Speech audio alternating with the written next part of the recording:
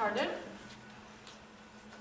I have a wonderful blue cheat sheet to remember how to pronounce, where Joss, that we welcome now, did his undergrad. Oh, wow. And let's see if I pronounce it correctly. I'm about to be impressed.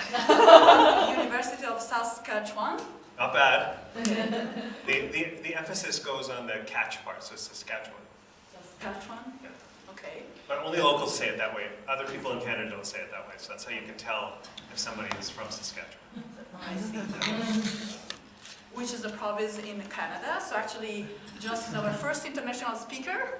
That's exciting. And also, he's actually involved with an international program at UBC, which I just found out about.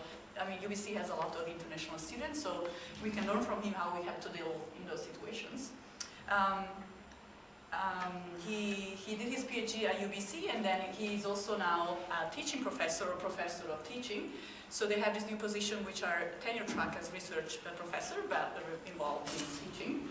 And I got to know Joss actually first through his blog. He has a great blog that is called Science Learnification, and has a lot of useful tips and resources for people that just have to start things. So for instance, I used his blog without knowing who he was when we were trying to implement these quiz corrections last year. And I happened to also meet him at the AAPT conference, the American Association of Physics Teachers conference. And so if you just need any tips or sort of ideas when you want to use clickers or implement active learning in your classroom, he has tons of ideas on his blog, so it's a great resource. And today he's going to talk about group exams, one of the many things that he's been working on. Yes, thanks Claudia, yeah. As Claudia mentioned, I'm one of those people that falls in the brave and stupid bucket, so I've tried many things that maybe are not the best possible idea, but I was willing to try and see how they worked, and often I was in a situation where it was low risk enough that it was not a big problem, and in other cases it was high risk, and whatever, did it anyway. So first of all, I just want to take a moment, I'm probably going to stand over. That thing's really a challenge. Okay. That's not what I want. I want to thank a couple people really quickly. Just Christine Callan, she gave a presentation at the most recent AAPT summer meeting, and she had a bunch of nice literature that I had not previously seen on group formation. And so I had a really great talk with her after her talk, and I got a bunch of resources from her, and I'm kind of eternally grateful to her for that. And the second one is Brett Gilly, who has a similar position to me, but in earth sciences at UBC, and is a person who I am doing workshops with on this type of thing. So I've adopted some of the structure from the workshops that we're doing for what we're talking about today. And this is meant to be as informal as needed. I have more slides than I want, so I'll be asking kind of what people want to actually talk about, focus on as we go. But please interrupt, because it's really not meant to be as linear as it might appear. So I have a quick video that I didn't quite take the time to cue up the sound for, but I just want to show you this. So I want to just pay attention and see what is it that you notice in this.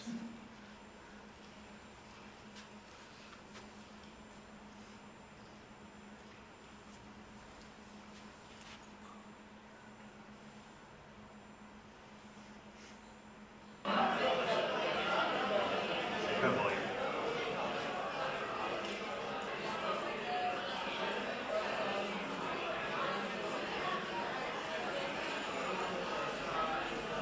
Just let that run for another moment or so.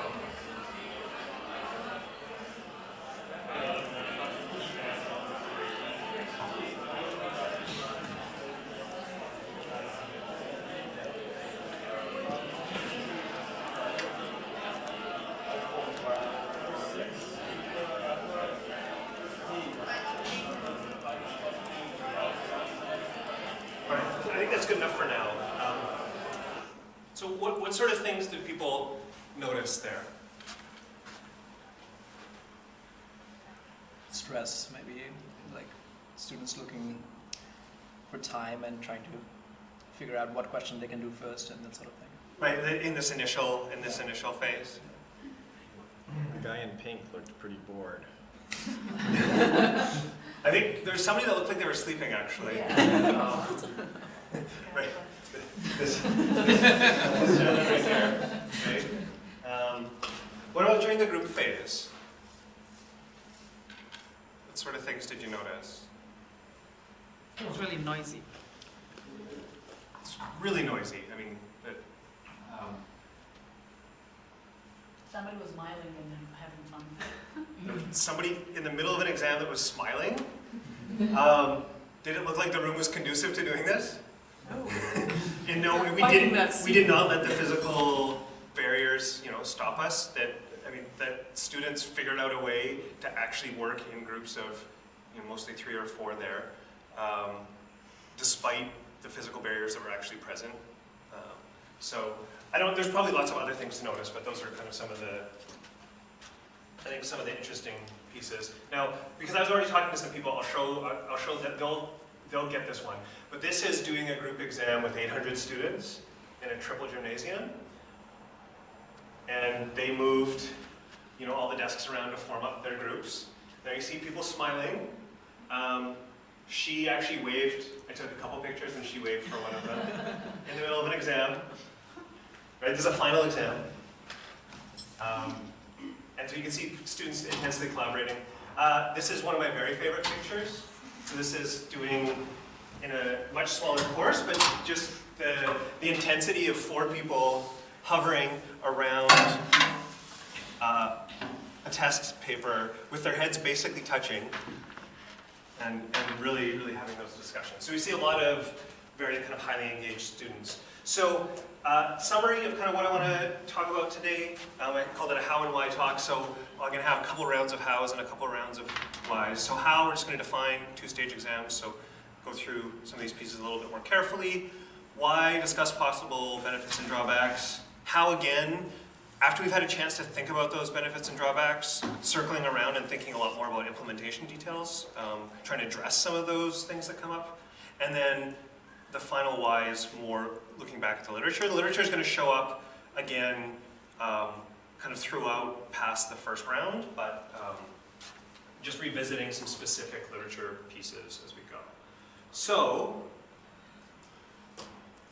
I met some of you, but not everybody. So, who do we have here that are people that are faculty or instructors of record in courses, or people that are administering actual courses, teaching?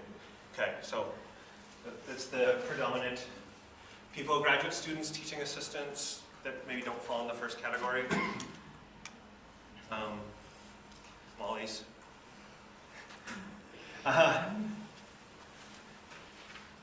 Staffers at CTL or kind of similar types of positions, right? And then so administrators that kind of don't fall in those other buckets. No, okay. So, I guess I gotta have another. So, just quick, this is when I don't have clickers, how we often run clicker questions. So on a scale of 0 FIST to no group work to 5 all group work, for people who are teaching in courses, the question is how frequently do you use group work in your courses? So 0 is there's no group work ever, 5 is you know, really only How do you instruction. include homework? What's that? How do you include homework? It's up to you. This is a personal scale. Okay. Right, so people that are doing this, there's definitely a decent chunk of group work, so people are familiar with kind of actually incorporating group work into their courses. We've actually found in practice that something like the 2-stage exams I'm going to talk about are a bit of a gateway drug for some people. They come, they see it, they're not doing anything else, but they say, yeah, I think that's a thing I can do, right? And then that actually is how they get into group work. Other people who are using group work come in from a different side. So on the same scale, 0 to 5, how often do people use high-stakes collaborative assessments? So things that are worth a decent chunk of grades that the people get to collaborate on. not a lot, right? So it's more, lots of collaborative group work, but maybe not at the assessment level. Okay, great. So let's go on. We're going to define two-stage exams. It's going to be very brief because it's just going to look like this. So you've got your students, they're in the solo phase. I typically refer to it as solo instead of individual because then it gets really complicated to talk about individuals taking the individual phase, right? So I just call it the solo phase. But so not everybody, they're sitting there just like they were. We typically allocate 2/3 of the time to the individual part. So this is in a 90-minute class or a 90-minute exam period, the first hour, and then the last half hour is they get into groups and they do it together. So that's just like the very, very broad, simple view of what it is that we do. But what I want to do is, in setting up implementation choices and a bunch of details that are missing from that, I want to discuss these possible benefits and drawbacks. So in a very quick discuss with your neighbor, I want you to just come up with, between you and your neighbor, a couple benefits that you think group exams might have. They could be for the student, they could be for the instructor, whatever it is. So go. Find a neighbor if you don't have one. stress and then by explaining things. I guess on a similar vein, I was thinking it lets them make sure that they haven't just made what they think is a foolish mistake when they get it back. I'm like, oh, which I think like 5 situations. Yeah, I missed that bit. Like, no, you did it wrong. Which I think that could help. Right. It's a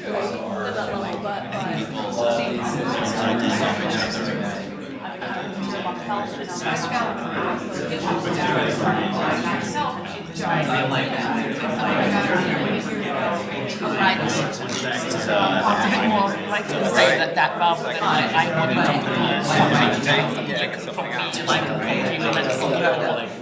it's kind of a bit like, I guess, But some of the having opening exams or something that's in a similar vein to that, and it's not just memorizing that stuff. Yes. Figure out how to solve it.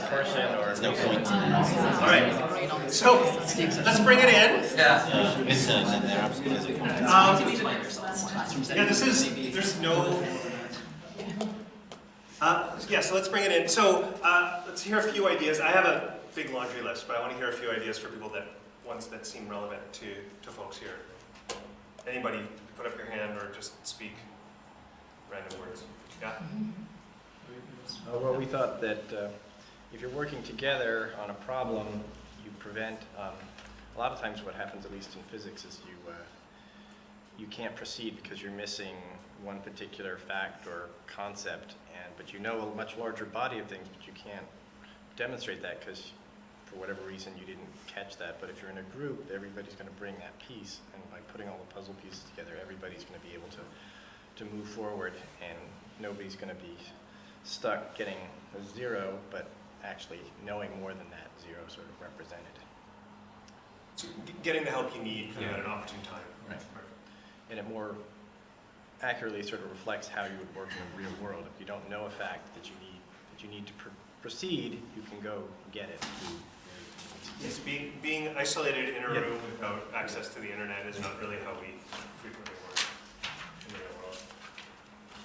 Yeah, I think we were talking about the same sort of thing. Like it sort of simulates how we do science in general as well. Like when we're trying to write a research paper or like somebody's working in a collaboration, that different people bring their ideas together when they're trying to solve the problems. So it's a little more authentic. Yeah. I don't think I have authentic on my list. Authentic to real world. I'm going to put that for my own list for later. Any others? Like I said, I have a big laundry list, but maybe a potential for increased retention if the student is thinking about not only how to solve the problem, but then they're in a group and maybe they're going to argue about approaches to the problem. That takes kind of the learning to a new level. right.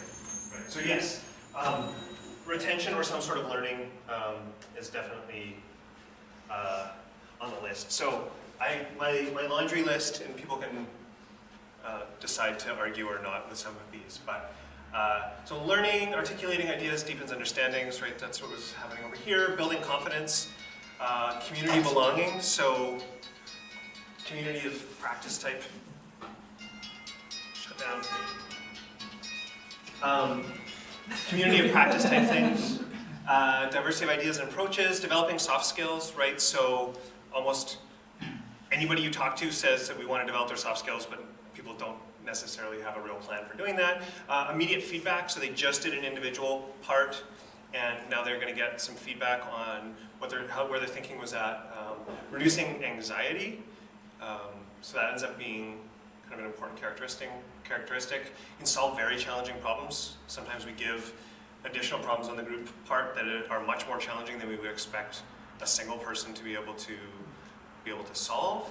Reinforcing instructional practices. So this was one where, if I'm using clickers and a peer instruction type style of interaction where the students are discussing with each other, if I go and I do an assessment and I'm using something that looks very similar to that, it's really reinforcing that I think that kind of activity in class is important. And the flip side is, and this is just anecdotally, but the class after the first group exam is the most lively class I ever end up teaching. Right? They're way more engaged in group discussions. Yes? So are you thinking of this mainly not as a final exam? Right, so we use them for all sorts of things. We do happen to use them on the final in some courses, but yeah, we use them throughout the term, quizzes, midterms, term tests, whatever, as well. So that immediate feedback on the final, though, is a really important piece. Most people, once they're done their final exam, they never have a clue if they were correct or incorrect, and that's kind of the end of the class. So being able to get that last cycle of feedback in is really kind of a nice opportunity. As you saw from the video, very intense discussions, whatever your favorite discipline is, people are talking about that in that class. And then leaving the exam on a high note. So you saw people smiling, but in contrast to the really poor body language that you typically get when students hand in an exam, when students have in a group exam, they'll actually be smiling typically. Even if they failed the individual part, they're leaving on a high note, which I still haven't quite figured out that one, but for whatever reason, it puts them in a good place. All right, so I want to think of these benefits in terms of outcomes. not every single slide is going to be huge laundry lists, but we got a couple here. So there's kind of learning and achievement pieces, right? So there's group performance. How well does the group actually do in there? So taking all the contributions that are coming from the different members, what does the structure need to look like to get an outcome of good group performance? There's some collaborative learning pieces. There's content retention. Other long-term or evidence of long-term learning, those are some kind of learning type achievements or outcomes that we would have. There's a bunch of affective ones, and I'm not going to talk about most of these in any real detail, but there have been studies related to each of these things where people have shown that group exams have been beneficial. So reducing test anxiety, improving student perceptions of the course, which again, especially if you're using it in a way that's feeding into what's happening with your other pedagogies, that can be really helpful. Increase motivation to study, decrease dropout rates, and what we're starting to see in the literature is that a lot of active learning techniques are also really improving sense of belonging and inclusion, especially for different minority groups. So that's kind of another opportunity to get in there, yeah. What does group performance mean in this context? Yeah, and this was just basically how well the group is going to be able to actually perform. So if the three of us are in a group together and we have different levels of performance in the course, how are we going to maximize how well we do on that test? Are we the best mix we could have, or whatever the case is? Some people really prioritize that, right? It's really important to them that the groups are highly successful in their ability to actually succeed in the problems. How do you pick the groups? Well, thank you. Oh, you're going to come Well, back. this is, Okay, good. I think this is most of what we're going to talk about today, actually. So one last quick thing is student surveys. They tell us that students really like the format. So most of the data that people have shared is usually kind of in the 75% positive, 10 to 15% negative opinions in terms of what's going on with them. There's this nursing course, this course that's part of a nursing program, which I really need to dig into the paper a little more carefully, but they have some really surprising results overall that in terms of just kind of overwhelming effectiveness of group exams. So take that 98% with a grain of salt. I need to know more about it. I don't. So Oh, I didn't even leave time to discuss with neighbor, but here's my laundry list of possible drawbacks. So you can imagine we're going to give them credit for that group part, so there's group inflation. It's going to take more time, like you saw. What about all sorts of group dysfunction things, like people who aren't actually contributing but getting credit, dominating personalities, maybe steering people in the wrong directions, people who are correct that get actually convinced of the incorrect answer. One thing that we see from actual feedback we get from students when we're asking them about what they like or don't like about it is students don't like learning that they did very poorly on the test. They were going to learn it at some point, but I guess they didn't really want to know at that moment, or they didn't want to know in front of other people, or whatever the case may be. There's people that have some serious anxiety surrounding group work, right? And that is not a small subset of the population. So you can assume that a decent chunk of those people who aren't really in favor of the group exams are probably people who fall in that category. Not necessarily, I'm not saying the majority, I don't have any actual data, but you can definitely assume that that's where they're falling. So here's a quick thing that a grad student I'm working with this summer who's working on doing some analysis on group exam. She pointed out that one of the teaching and learning fellows at UBC, who's also teaching at Simon Fraser University down the road, there was a post on a local website about this on Facebook, and then I captured these beautiful comments, right? So somebody says, Jesus, exams are not learning opportunities. They're meant to measure what students have already learned, right? So just absolutely appalled that someone would say, okay, in this formal assessment situation, that you could actually learn some more. And then this is more where my mom falls in when I told her about some of the things I do. She just says, yeah, my worst nightmare, I hate group work, right? I would have dropped the course if I would have found out that that's what happened. And then all of a sudden you get a whole bunch of things that are, because this is happening at a different university, then all of a sudden you see a whole bunch of people saying, oh, they've been doing this at UBC for a long time. It's really common. People kind of just talking about their own experiences with it and things like that. But, you know, I think the top two are really where you see a lot of the people that are not happy with the format, kind of where they're coming from. Anyway, that delights me so much. Okay, implementation choices. I turned off my phone and now I don't know what time it is. Now I do. Not quite 3:30. Yeah, okay.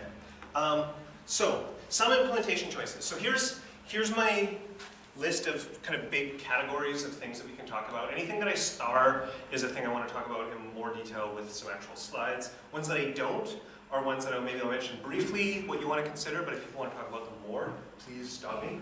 So group size, instructor versus group assignment, and if an instructor is going to assign them, what are the actual criteria that the instructor should use for assigning groups? I mean, this is relevant for group work in general, not just these. Test design, so the types of questions that are effective. If you ask the same kind of questions on the solo test versus the group test, are there additional questions, modified versions, that kind of thing. So maybe, because I know I'm going to talk about these other stars. Actually, we'll come to these other ones at the end, because we'll talk about the ones I have starred. But I just want to kind of go for an overview of the ones I want to talk about. Other considerations, so is consensus required of the students, or do they get to hand in their own version after having a group discussion? Additional layers of immediate feedback, do the groups get to learn if they were correct or not, or do we just assume that the groups do well enough that that's going to be the feedback that they need? The time allocated, we already touched on briefly, and grades allocated to solo versus group. Maybe I'll just speak to that one really briefly before moving on. So typically what we have done is somewhere in the range of 75% for the solo test, 75 to 85% for the solo test, 15 to 25% for the group is typically what we've done. And then we don't penalize students if they do worse in the group somehow because they got completely derailed by a bunch of students or whatever it is. We just give them credit for their solo score as the group score. So they don't lose grades for the group component. So that we've found that those numbers are enough for really good buy-in, right? We've seen people that go as high as 50-50 between the two, but you can imagine that it feels awkward giving students a lot of credit for work that they might have only been a very small piece of. But other people are, if they want to really emphasize that this is a very important part of the course, there's nothing that speaks louder than grades, so you are communicating these things through the grades. All right, so I'm going to talk about group sizes. Throughout the literature, 3 or 4 is the most common. Just a point of clarification, like this, when you say solo test, there is a test before the group Yes, test? yes. So the students write their test on their own. So that in the kind of the 90-minute version or a 3-hour version, they do 2/3 of the time. So in a 90-minute test, it would be an hour on their own. Takes somewhere in the neighborhood of 5 to 10 minutes to switch everybody over, depending on how well practiced they are in doing the switch over. And then another 1/3 of the time is spent doing the actual group portion. And so they'll do the whole test together? Right. Okay. So we typically have them redo the entire test. And so maybe this will be a good opportunity to talk about a few of those details. So one of the ones is the types of questions. So I can give you a quick contrast from some experiences this most recent year. When in a course that was taught for engineers, so it's one of our physics for engineers courses where the midterms tend to be just 3 long problems, and that's all it is. What happens is the engineers grab the piece of paper, split up the pages, each work on a question, and then ask for a stapler to staple it and hand it back in, right? So the long problems are very, very challenging from that perspective, especially if they've already had a chance to think about it. There's not a lot of incentive to have more discussions from their perspective. Shorter questions, ones that are much more conceptually focused, tend to be the ones that get the engagement. And in the courses where we emphasize those types of questions, we rarely see the students split up the test. So you really see differences in the types of questions that you ask. And what we'll often do is, if we do want longer problems on the exams, we might break out the important conceptual pieces, turn them into some sort of question just for the group exam, and then not re-ask the entire problem if we're concerned about that, because we really do see it doesn't feel like it's as productive when they're having those problems. The discussions don't seem as fruitful. I think. So, is your exam overall potentially more complicated, or like, because if they've done really well solo, then this group exercise just seems like I just solved the problem. Really, you want me to solve it again? Like, so do you make the exam harder so that the top score is low in the? I'll show you a course where that does happen. We have not. And one of the things, and we also, as I will talk about in a moment, we typically let the students self-select into groups. We don't choose the groups for them. And when students self-select, they tend to self-select with near peers in general. So you will see either groups of students who are really comfortable working together, and so maybe the highest performing student in the group is actually really used to working with these other students who are struggling a bit, and this is an opportunity for that person to help those students with the content again and take advantage of all these things they've just been thinking about and be able to clarify their thinking. Or it's maybe a group of really high performing students all together, and they just whip through the test. So there hasn't been much necessity.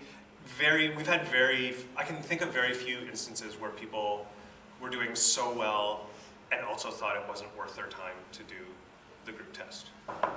So that, I don't think I think I've seen it happen, but it's very rare, yeah. But they're also, again, we're just remembering that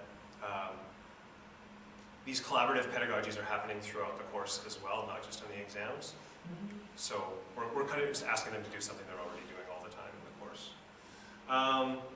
So groups of 3 and 4, most common. Basically, groups of 2 typically don't quite have enough resources to bring to bear on the more challenging problems. Heller, so there were some studies at the University of Minnesota on collaborative group problem solving or cooperative group problem solving that were looking really carefully at these highly structured groups. They were choosing what the groups looked like, things like that. And while they were playing with the different group sizes, they decided that what they saw in terms of the data they were collecting was groups of 3 or 4 were generally the ones that had enough resources to do what they wanted. They were generating the best solutions and things like that. And groups of 2 typically didn't. Groups of 5, that's when people start to get excluded from your groups. So that 3 or 4 kind of ends up being optimal, but we do see people do it with 5. If people are knowledgeable about team-based learning at all. I have an example of a team-based learning class where in team-based learning they have groups of 6 up to about 9. But even in the team-based learning example, so I mean, kind of in the teal classroom with the 9, you naturally form into smaller subgroups. So even people who are using these bigger groups, when it comes down to these actual assessments, they're still choosing the smaller groups. So even people who say that there's a lot of reasons you want big groups, when it comes to these types of assessments, they're still choosing the smaller groups. So 3 or 4 definitely seems to be the standard. And also more than that is really hard to make it so everybody can talk to each other. And then, next slide. So just some really quick other evidence for why, kind of seeing that groups of 2 maybe don't have as much resources as groups of 3 or 4. So this is looking at groups where after they got together, everybody in the group had answered the question incorrectly.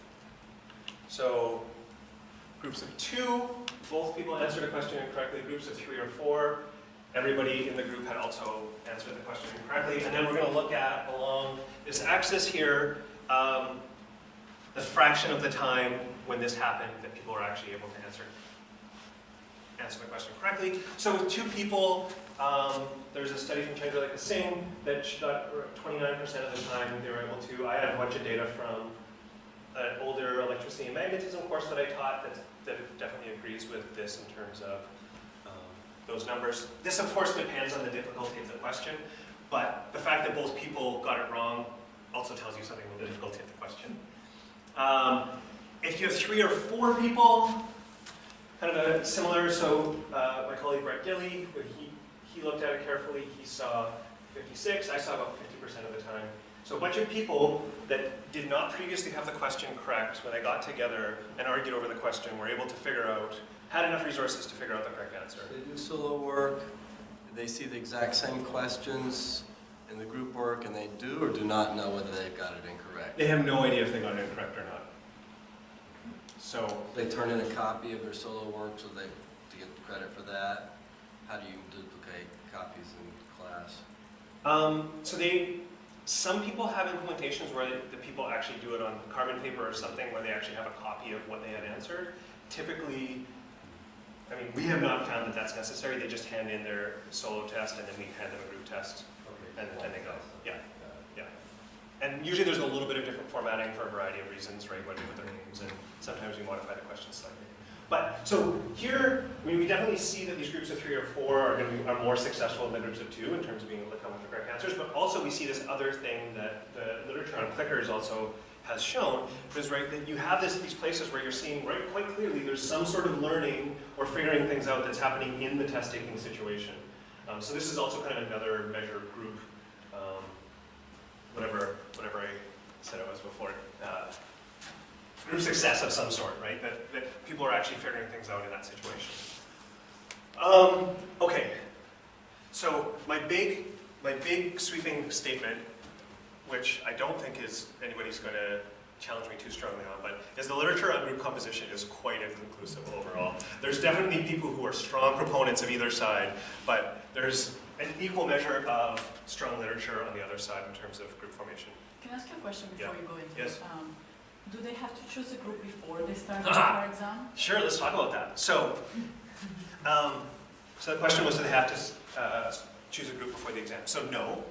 The way we typically do it, okay, let me back up a second.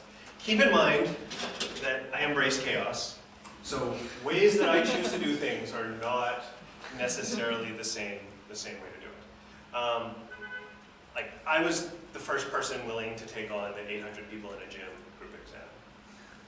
But what we typically do is we encourage them to figure out who they want to work with ahead of time. If they come and they don't have somebody or they've just found one partner or whatever, the TAs and I run around and help say, oh, okay, and put the groups together in the moment. So they don't have to have decided. So you help like isolated people that don't have friends or something, yeah. Yeah. But there are people who use web tools to help the students, so they even let the students self-select, but they have web tools to help the students do that. So then you identify the people who don't have partners already and can do all that work ahead of time. Because it is really helpful if the students sit near each other in terms of transitioning over to the group phase. And my other question is that do they keep the same group over following up exams? We don't, because we don't force any specific structure other than this size of 3 or So 4. I imagine most of them will stick with the same group. They do, yeah. I'm going to talk a little bit later. I have a bunch of video data that we've actually looked at, and for one of the classes, I did 2 midterms and the final exam, and what you actually often saw was 3 of the people would be the same, but there'd be kind of a 4th floater. But this might have, some of this might be artifacts because these people agreed to come in and get videotaped. So, and they didn't think that my bride on my screen was sufficient. It's hard to know. All right. So I already said this, there's a tendency towards homogeneous groups, homogeneous in terms of performance in the course. So when I say homogeneous and heterogeneous, I'm specifically referring to the performance levels of the students in the course, not any sort of ethnic status or gender or any other ones of that. Just specifically, even though it is true, right, that students also tend toward more homogeneous gender groups as well and ethnic groups.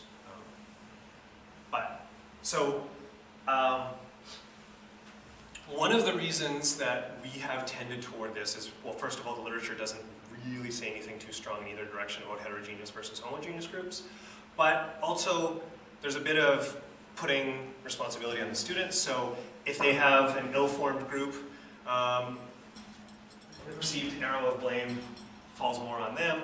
Of course, if we make the groups, we're to blame if they're not happy with their group. So we give them some let them take some responsibility for that instead of us taking it. It's not the only reason why, but it's definitely one of the guiding reasons. But what we see is that students tend to, in the literature, students tend to prefer student-formed groups. And there's a few reasons why this might be. So there's a few studies that have shown, right, females actually tend to prefer group work with friends or people they know, where males are a bit more ambivalent toward that. So females will see more value in the group work if they're working with friends. But also, there was some analysis of students doing science problems and looking at small groups of friends that were actually engaging in much more productive behaviors than the people who didn't know each other, which makes perfect sense, right? If you have already established a lot of communication patterns and skills with a group of people, it's a lot easier to get in and start doing productive work. The flip side is, and the thing that I think is probably in contrast to a lot of the literature on group work, is these groups also are quite ad hoc in terms of they're thrown together and then they disperse. They are very clear in their purpose, and there's actually not a lot of room for group dysfunction other than people trying to dominate. Or people trying to dominate and people getting excluded, but there's not a lot of room for actual like intrapersonal conflict or anything like that, that it's way too intense on just doing what you're trying to do for most of those things to happen. So I think some of the things that come up in the group work literature in terms of productive groups might not apply as much. But it's just kind of the nature of the groups that we're talking about here. Okay, so these are some reasons that I think students might or kind of this preference for student-formed groups. Heterogeneous versus homogeneous performance groups. So there is a bit of literature on this. Heller, so that group I was talking about before at the University of Minnesota, they specifically, after trying a bunch of different group combinations, decided that they saw that the low, medium, and high performing student groups, so one of kind of each ability level or performance level in the course, performed as well as 3 of the high performance level students together would on these are these long 50-minute single problem recitation sections that, if you've ever heard of them, they're context-rich problems that they do in physics and other disciplines have adopted. But they did better than a group with a similar average in the course, so a medium, medium, medium type group. So these low, medium, high groups were the higher performing groups. And of course, in terms of making groups, it's very easy to split it into 3, low, medium, high, and then peel off a bunch of groups. That's a very straightforward thing to do. you know, if you want to have more homogeneous groups and you're going to be the one who steps in and designs it, that means at some point you're going to say that there's a group of people that are low-performing students in the group that you want to place together. And so that's a challenging thing to willingly do unless you have a lot of evidence that it's a good idea. There's a meta-analysis mostly on K-12 that showed that the low-performing students learned more in the heterogeneous groups. And we'll see a little bit later, this is because the high-performing students in those groups tend to take on a teacher role, and they tend to take on a student role, and so that's what the interactions look like. But the medium students tend to learn more in a homogeneous group, so a place where they actually had a lot of opportunity for input. So where the teacher-student relationship exists, they kind of don't have a place. And so you need to find them a place where they perform better. And so this is kind of what I was saying. So in these wide-range heterogeneous groups, so large, diverse performance levels, the medium students tended to participate less. And then we actually saw this in the video analysis as well, right? So when what we were doing is we were rating each student based on how much they were participating for every single question in the group exam. And then we knew where they stood in the course, where they stood relative to their group members, that sort of thing. And we saw that the students that were kind of in the middle of the group in terms of where they were at in the course, they tended to not participate as much. So there'd be a lot of question asking from the lower performing student and a lot of question answering from the higher performing student. How are we doing here? 12:46. Okay. And just basically they also saw that what they called these heterogeneous groups, but that weren't wide range, so just narrow range heterogeneous groups tend to perform better than the other group structures in this study. And the thing that does is that there's no real medium level person in the group if it's a much more narrow range heterogeneous group. So that's kind of where it's at. I personally think homogeneous groups are slightly preferred, but I'm not willing to manipulate to make some of those groups happen. So I assume right now I just let students who tend toward homogeneous groups self-form and let that be the best for my course. All right, gender mix, this will be this last piece on this one real quick. So this Heller group again saw that there was a higher level of group dysfunction if there was an isolated female in a group. So a bunch of males and just one female. So the female tended to have more trouble getting her opinion heard or getting listened to. Some other studies that have seen come to these female parity or female majority groups, the females feel less anxious and exhibit more participation. And I'll share all the, there's going to be an opportunity to post these slides somewhere at some point. Okay, so I'll share all these references later. And then we had, from our video data, we had a participation score. As I was mentioning, we analyzed the video and ranked people for participation on a scale of 0 to 3. So 0 is not participating at all, and 3 is explaining, asking questions, those sorts of things. We see that if you look at students who were incorrect on a solo question or correct on a solo question before coming into the group and looked at their participation in the group, we see that a few things, right? The difference between male and female is insignificant if they were incorrect. However, if they were correct, the males were participating more than the females.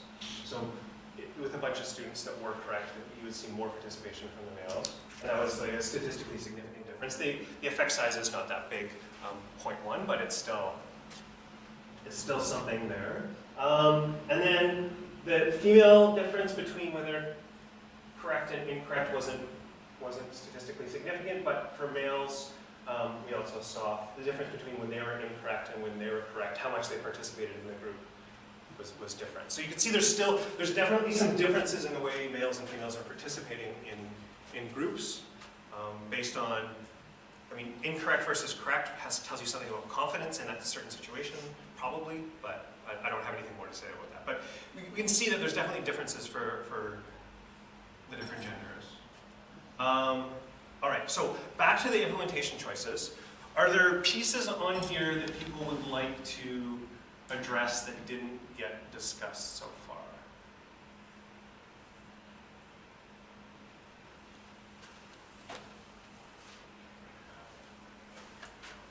We talked about time, we talked about grades, consensus. Some people actually hand out another full set of exams and let the group talk and then hand in their own answers. Yeah? Yeah, this is going back to an earlier slide from a few minutes ago when you talked about the group performance increasing as they go from everybody incorrect to more correct. So is there a difference? So I understand the group performance got better, but did the individual performance get better as well? So like later individual performance? I mean, how indicative is that of, obviously somebody in the group understood enough to articulate the right answer, or a combination of, you know, a good answer gets down, but if you assess individually, would they be able to articulate? Yeah, we'll come back to those because there's been a number of studies that have looked at some of those pieces. Thank you. Any other pieces on here that maybe should get addressed? We're going to talk about the additional layer of immediate feedback very briefly. So I'm surprised that people working in groups can make it through the whole exam in half the time. Does that really, like, how does that end up working? It's almost like clockwork. In fact, you're more likely to have to take exams out of people's hands at the end of the solo phase.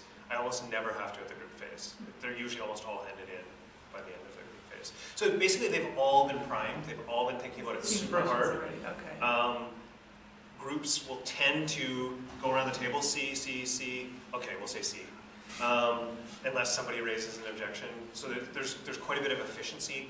The piece of, you know, I can't speak for other disciplines, but physics questions tend to have a lot of very fine-grained detail that's buried in the problem.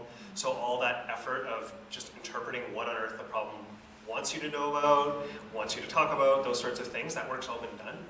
So you really, there's a lot of efficiencies that happen there. Yeah. I have a couple of questions. So what about like special circumstances? Like, did you ever have students that say, I don't want to take the group test? No. And can they take it independently? So what we have a variety of options that we offer these students. We also have to work with our disability services office as well. So I can tell you our solutions for both of those things. So when we're working with, it's called Access and Diversity at University of British Columbia. So when we're working with students who are writing, a lot of students have, for a variety of reasons, might have 50% extra time for taking an exam. We actually just book it so that they're there for their 1.5 times as much time as they need. Then they have a buffer, and then they arrive where we're going to do the group exam just in time for us to do it. That's our typical solution. Partially because it's very challenging to work with those offices to help them facilitate a group component, right? You're asking quite a bit of extra layer of responsibility there. So we take the responsibility for doing the group phase with the students that are there. If students want to choose not to do it, depending on the person who's making the decisions that often get made are, we just apply their solo test score again as a group test score. We offer to give them the group score that a student who scored the same, like the average group score that a student scored the same as them would have got. So we just basically pretend it's a really crappy predictive model and just say, okay, well, you know, people who got 74 got 93 on the group phase. So, you know, they just agree to it beforehand, right? Or we just offer to give them whatever the average group score is for the entire class. Is that what you do if students like miss a class? Like what if they miss a class for a good reason, then it's the test day? So we're at large enough scale that it's impossible to not have to have makeup exams scheduled ahead of time. Multiple times, actually. We typically have 2 or 3 makeup exams scheduled for a midterm. Not for finals, but for a midterm. So they'll have a chance to do it. They will have a chance to do it, yeah. And then you just run the whole thing. So the first time I ever watched a group do it was in one of those. And it was one of the most enlightening experiences I've had. It was amazing. now I've watched lots of videos, so I'm not numb to it, but now I'm a bit more used to watching those interactions. But okay, immediate feedback is going to be really brief, and then we'll talk about some of the research pieces. So if people are familiar with these immediate feedback assessment technique cards, there's like scratch and win cards that you use for multiple choice. You scratch, a little star gets revealed, you're really excited. We use those sometimes in group exams as well. And the first time students do it, they high-five each other because they learned they were correct. They're really excited. So the company that makes them did a bunch of research, I guess, as they were developing them. So grain of salt for the quality of the research, but they've showed with many different studies and many different people who have independently looked at these, that the immediate feedback, kind of in a testing situation, promotes learning.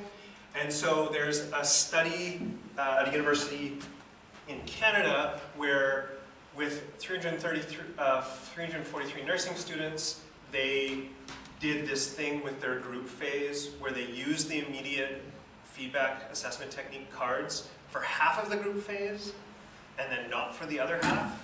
So basically they would give them half of the test and the scratch card and say, okay, do that, and then when you're done that, we're going to take this and then give you the other half of the group test. And they changed the order for different groups, so they had a control and treatment for each version.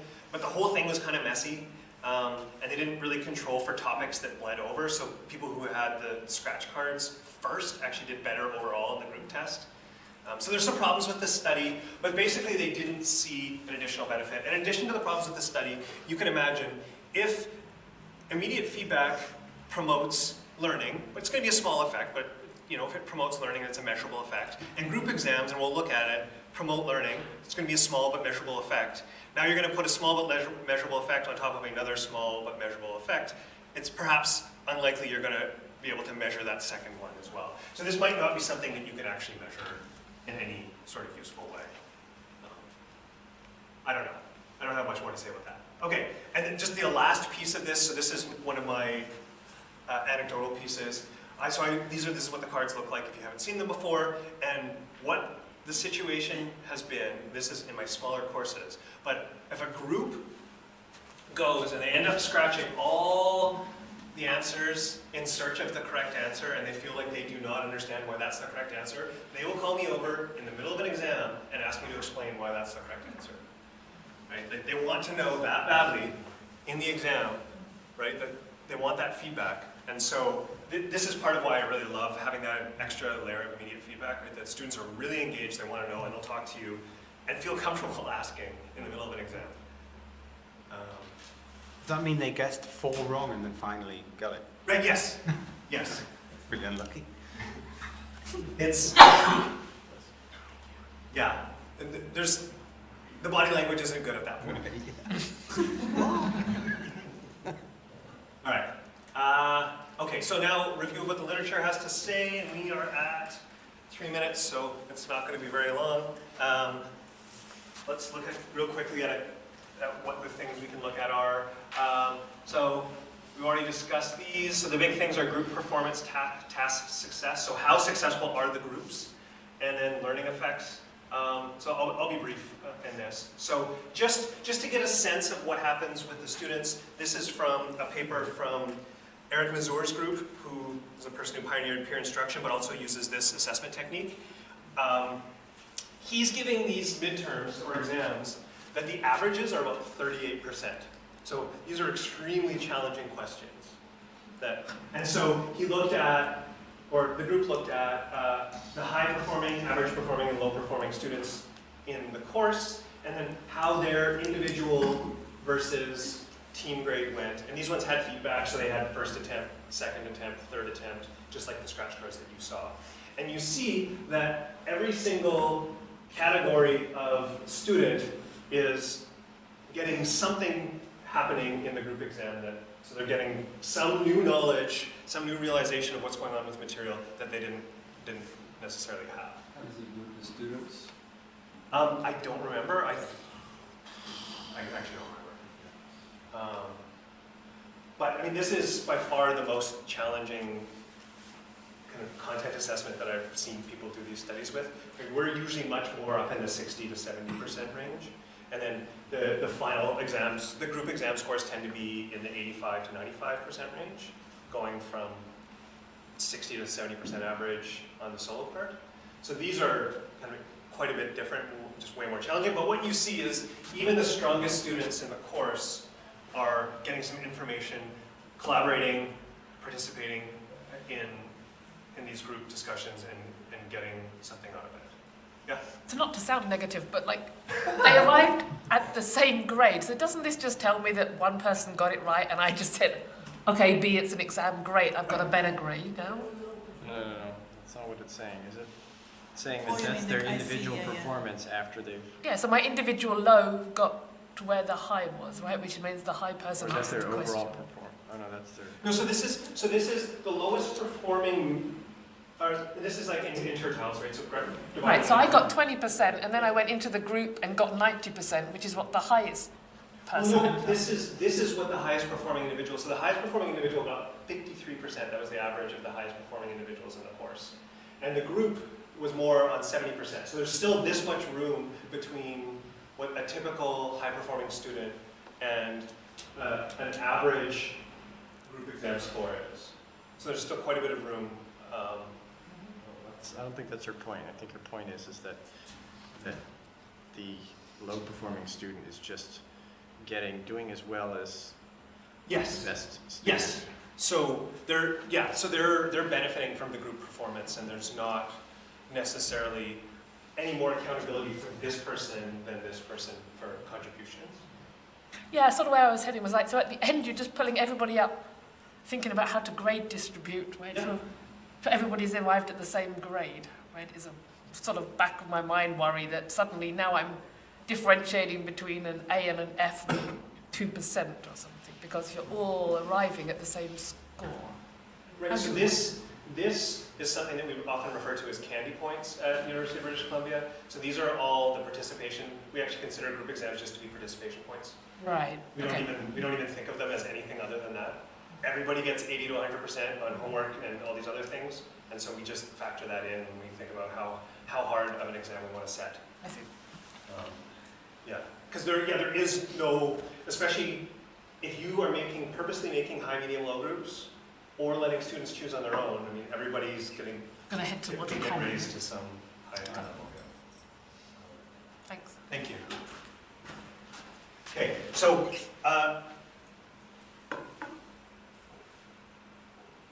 I won't look at that one right now. We already looked at this one. People learning when they were actually incorrect. We did a bunch of stuff with video analysis, as I mentioned. Basically, we just saw we had a hypothesis that people who were going to benefit the most from the group exam were the people that participated the most.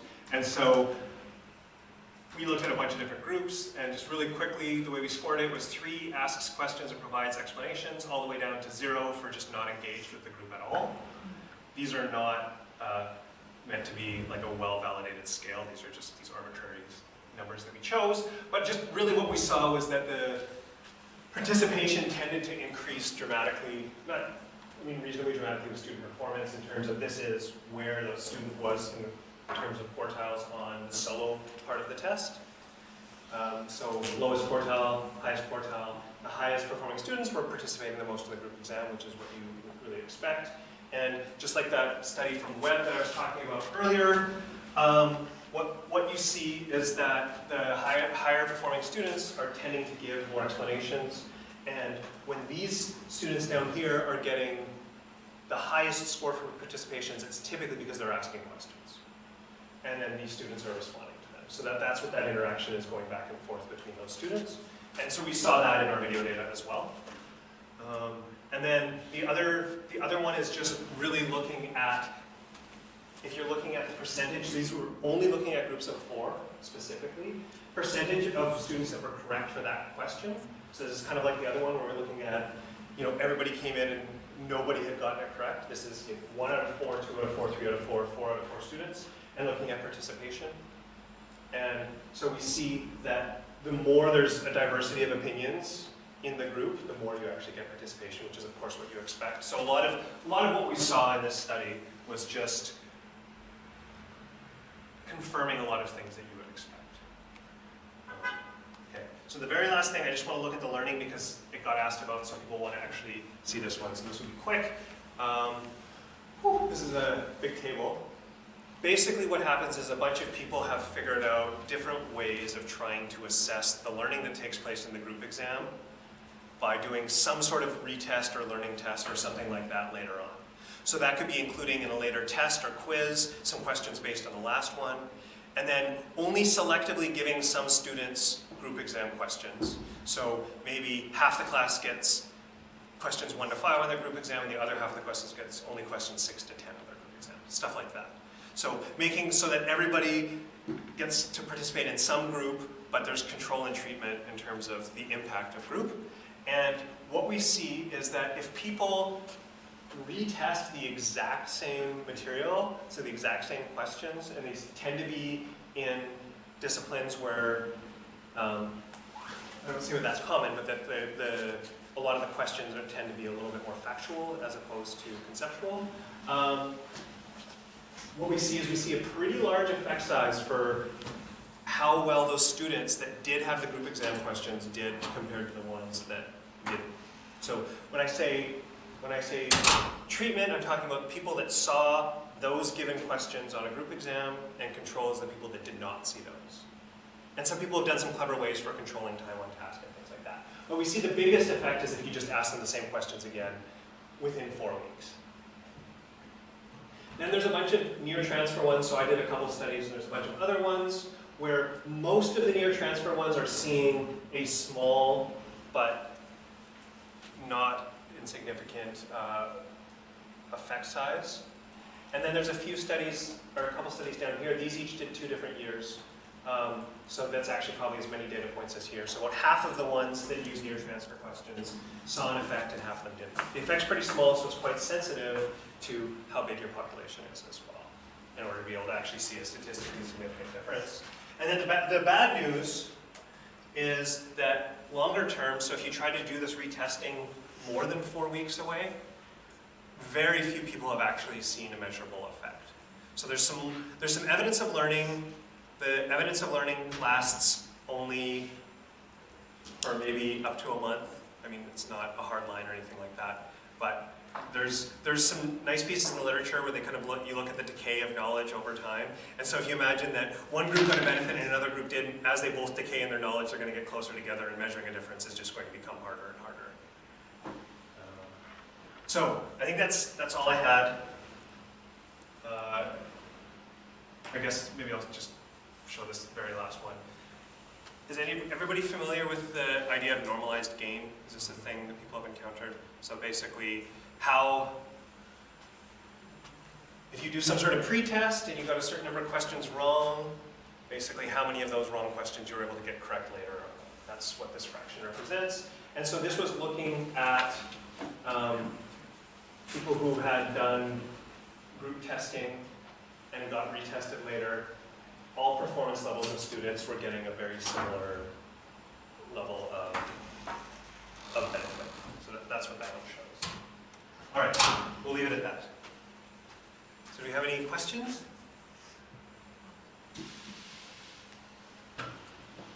All right. We had a lot of questions in between. Yes. Thank you for